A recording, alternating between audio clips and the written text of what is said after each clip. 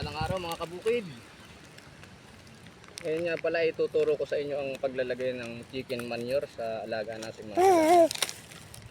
Dapat pag maglalagay tayo ay medyo malayo sa puno ang paglalagay ng chicken manure.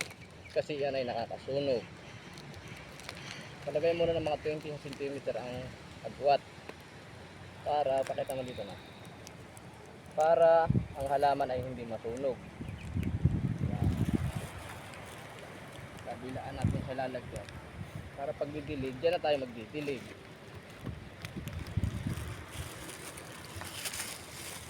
Yan.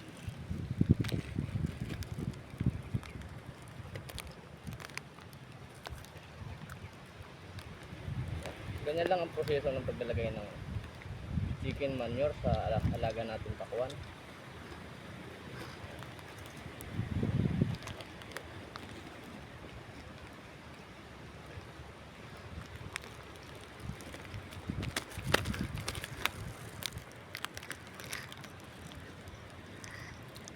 Yan. Saka natin itabunan siya ng tubig para hindi masyadong kumalat pag tubig.